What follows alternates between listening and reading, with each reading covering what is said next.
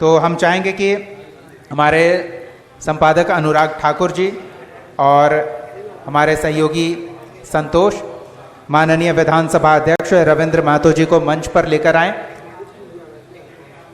अनुराग ठाकुर जी,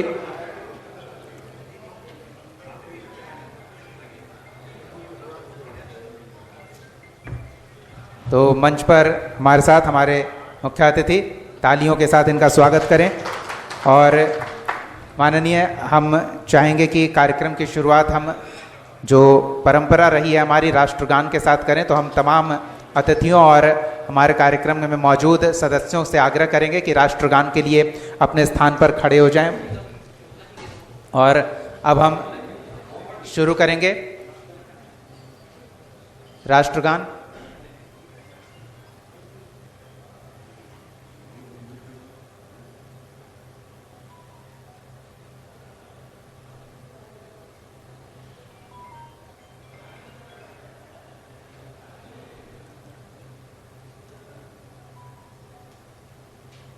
शुरू करते हैं।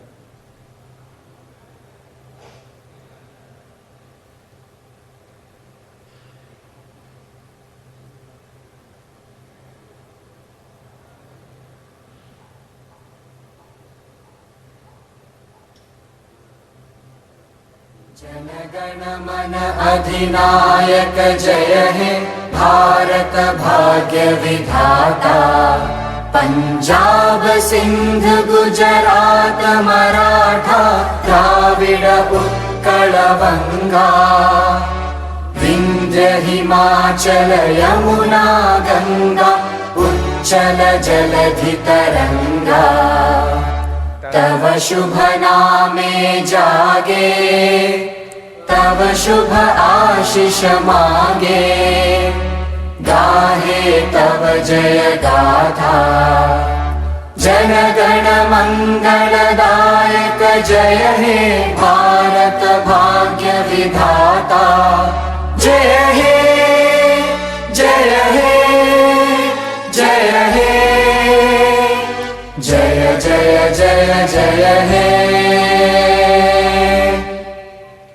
बहुत बहुत धन्यवाद।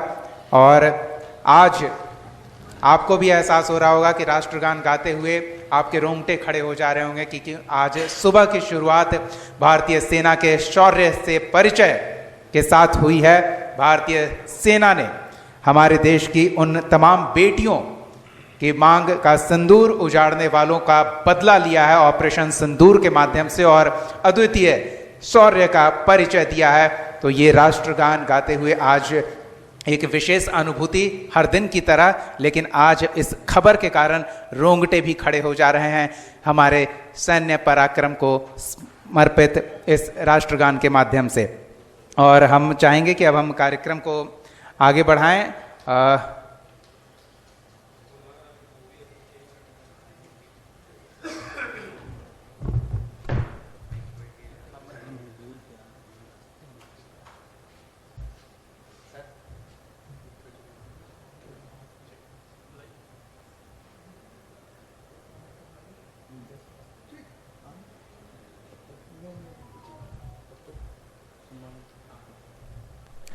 हम आग्रह करेंगे हमारे संपादक अनुराग ठाकुर जी से कि हमारे मुख्य अतिथि माननीय रविंद्र महतो जी का सम्मान करें, उनका अभिनंदन करें। कार्यक्रम में आने के लिए हम एक बार फिर से उनका आभार व्यक्त करते हैं। अपने व्यस्ततम समय के बीच उन्होंने कशिश न्यूज़ के लिए थोड़ा समय निकाला और कशिश न्यूज़ के माध्यम से जनता के साथ एक संवाद के लिए हमारे मंच को अनुग्रहित किया है। इसके लिए हम फिर से आभार व्यक्त करते हैं। संपादक अनुराग ठाकुर उन्हें अंगवस्त्र और एक पौधा देकर सम्मानित करते हुए, चूँकि अब वह झारखंड की बात कर रहे हैं और झारखंड की पहचान है जल जंगल जमीन, तो ये माननीय को हमारी ओर से एक स्मृति चिन्ह है। और अब हम थोड़ी बातचीत करेंगे और थोड़ा समझने का प्रयास करेंगे कि ये जो सरकार की गाड़ी चलती है उस गाड़ी की लगाम माननीय के हाथ में होती है और गाड़ी के दोनों पहिए यानी कि पक्ष और विपक्ष के बीच तालमेल बना रहे। भले ही आप कशिश न्यूज़ पर देखते होंगे पक्ष और विपक्ष के लोगों की नोक झोंक दिखती है, लेकिन वो नोक झोंक अगर ना हो तो जनता के कार्य सरकार के संज्ञान में ना आए और सरकार पर दबाव ना बने। अगर विपक्ष निष्क्रिय हो जाए तो सरकार भी एक तरह से निष्क्रिय हो जाएगी, क्योंकि बिना दोनों पहिए के समान गति से आगे सरकार काम नहीं कर पाएगी और सरकार की लगाम एक तरह से कहें प्रतीकात्मक रूप में तो पक्ष और विपक्ष के बीच तालमेल बिठाते हुए इस विकास पथ पर राज्य को आगे बढ़ाने में माननीय का प्रमुख योगदान रहता है। और न सिर्फ सदन के अंदर बल्कि बाहर भी ये समाज को एक दिशा और दशा देते रहते हैं, सरकार तक संदेश पहुंचता रहता है। तो हम चाहेंगे कि हमारे संपादक अनुराग ठाकुर थोड़ी बातचीत करें। सर आप कीजिए थोड़ी बातचीत, बस क्या किस तरह से लगाम सरकार की थामे रहते हैं ताकि एक तालमेल बनकर आगे काम चलता रहे, वो हम चाहते हैं कि जनता को थोड़ा कैमरे के पीछे की तस्वीर भी दिखे, क्योंकि कैमरे के माध्यम से सिर्फ हम अपने मतलब की खबरें दिखाते हैं, पक्ष और विपक्ष की नोक झोंक दिखाते हैं। तो पर्दे के पीछे किस तरह से सरकार काम करती है वो थोड़ा आप हमारे दर्शकों को, जनता को बताएं। सर ये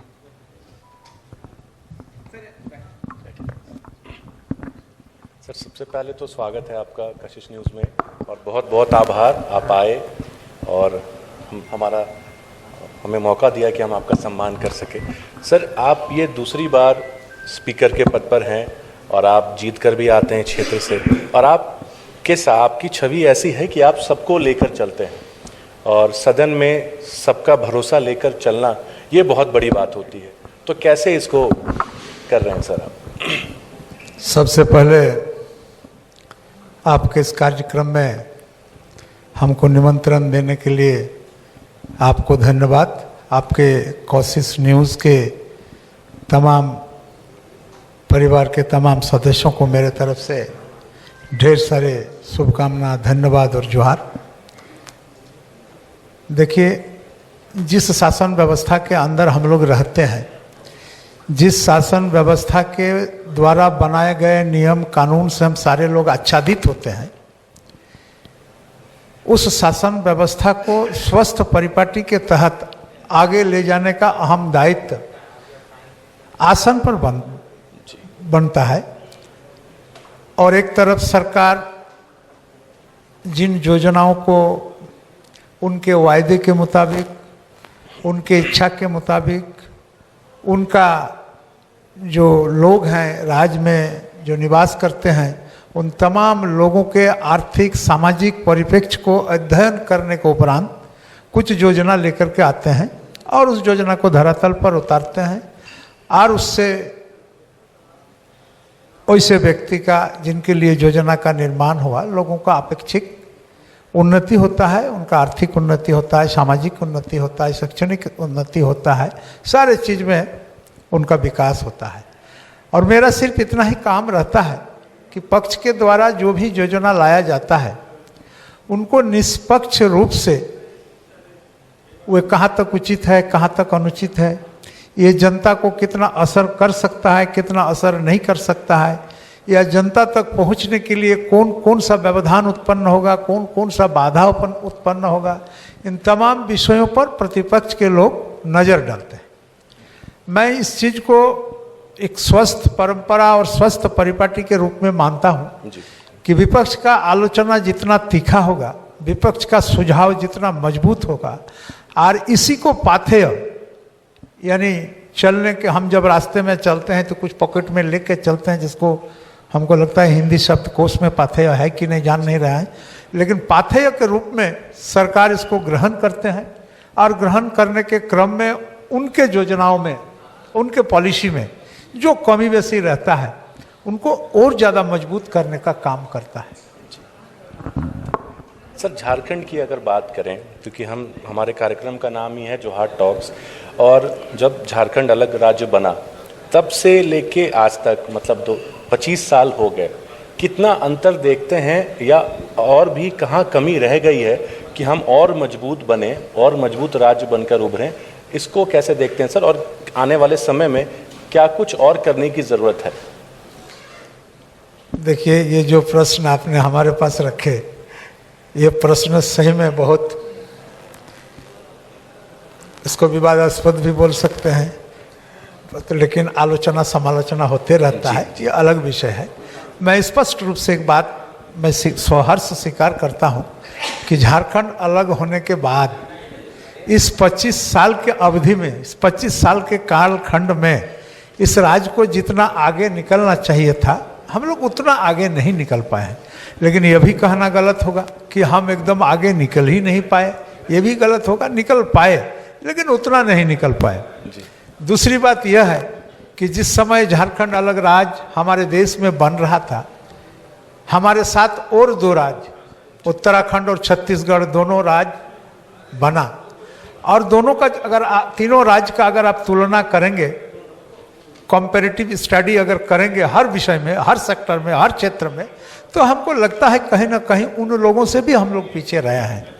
मैं कारणों पर नहीं जा रहा हूँ, इसके लिए कौन रेस्पॉन्सिबल है कौन रेस्पॉन्सिबल नहीं है, लेकिन स्थिति यही रहा कि जो विकास के जिस आयाम को हमें छूना था इस 25 साल के कालखंड में, उसको हमने छू नहीं पाया। अब पिछले 6 साल से और इससे पूर्व में भी इस राज्य को श्रेष्ठ राज्य के रूप में स्थापित करने का जद्दोजहद चल रहा है। बिल्कुल सर। और आप इस विषय को भी जानते हैं कि देश के जितने समालोचक हैं, देश को अध्ययन करने वाला लोग हैं, वो लोग इस विषय को मानते भी हैं कि झारखंड राज्य में माइंस, मिनरल्स इतना भरा पड़ा है, वन संपदा, खनिज संपदा इतना भरा पड़ा है, और यहाँ के लोगों के अंदर में काम करने का जो प्रवृत्ति है और क्षमता है निरअलस है। इन तमाम विषयों को अध्ययन करने के बाद इस विषय का भी पता चलता है ये राज्य आज देश के श्रेष्ठ राज्य में शुमार होना चाहिए था, लेकिन वहाँ भी हम लोग नहीं पहुँच पाए हैं। अब मैं समझता हूँ युवा नेतृत्व यानी आदरणीय हेमंत सोरेन जी के हाथों में इस राज्य को आगे ले जाने का उत्तरदायित्व है और प्रयास कर रहे हैं। और जहाँ तक हम लोग समझ पा रहे हैं, हम लोगों का हो सकता है कि समझ आपके समझ से अलग हो, लेकिन जहाँ तक समझ हम लोग रहे हैं कि अगर इस तरह का काम राज्य के अंदर में होगा तो आने वाला समय में हम लोग इस राज्य को और बेहतर बना सकेंगे। और सही मायने में जो फोरकास्ट किया है लोगों ने, भविष्यवाणी किया है कि पूरे भारत देश के अंदर में ये आर्थिक रूप से, सामाजिक रूप से, राजनीतिक रूप से एक श्रेष्ठ राज्य के रूप में उभरेगा, मैं समझता हूँ उसका मार्ग प्रशस्त हो रहा है। जी बिल्कुल सर। और मुख्यमंत्री के नेतृत्व में राज्य बहुत विकास भी कर रहा है और हम सबको उम्मीद है कि राज्य और विकास करे।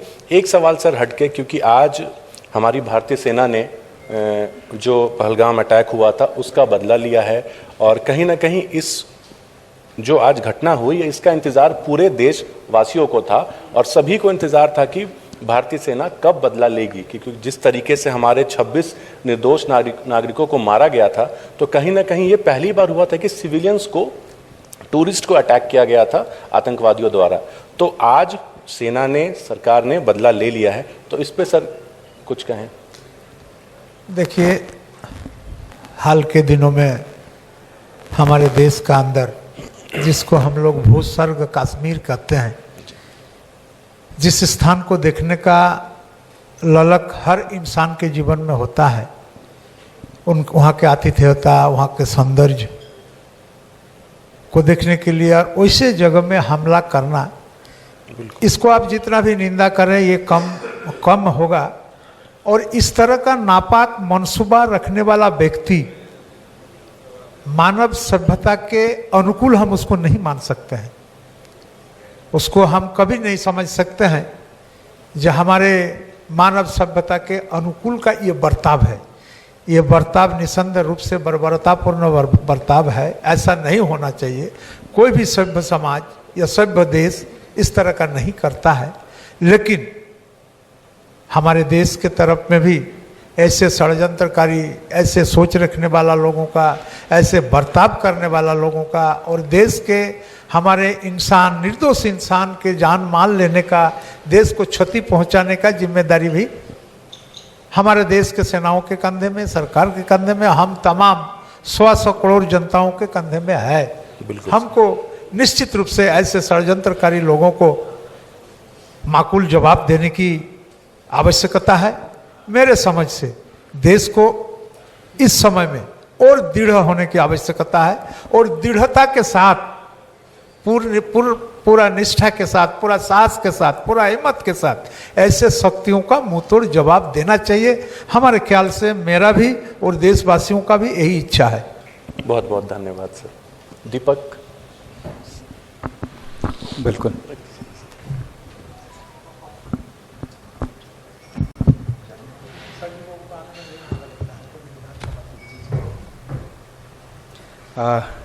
बहुत बहुत आभार माननीय, आपने जो अपने उद्गार से हमें प्रेरित किया है और हम उम्मीद करते हैं कि आपने जो मार्गदर्शन दिया है और उसके माध्यम से हमें भी आगे बढ़ने की दिशा मिलेगी।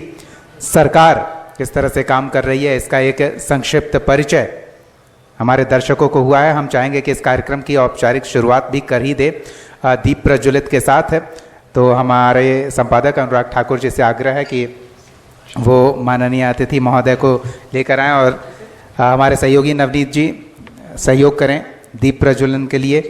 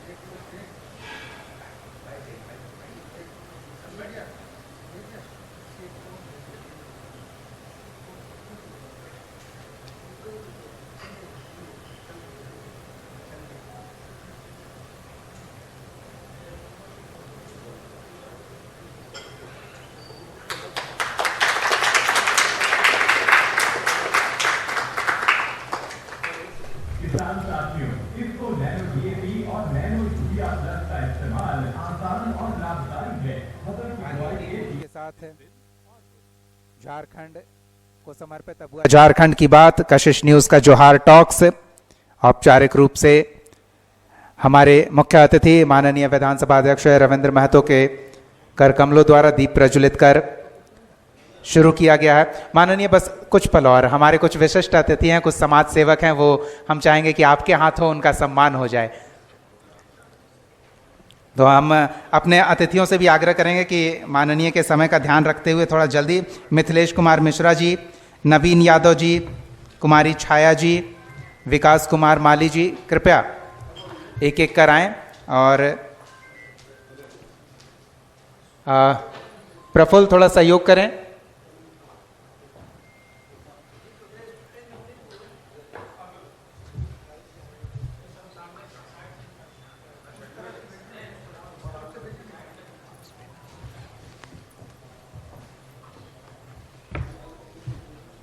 मिथिलेश कुमार मिश्रा जी समाज सेवक, और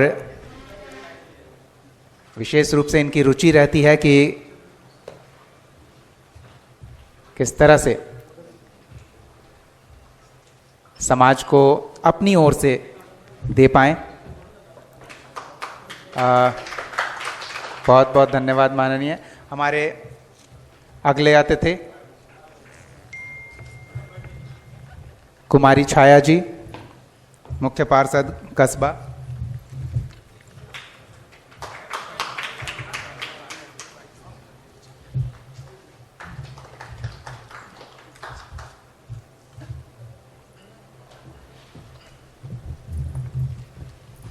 नवीन यादव जी,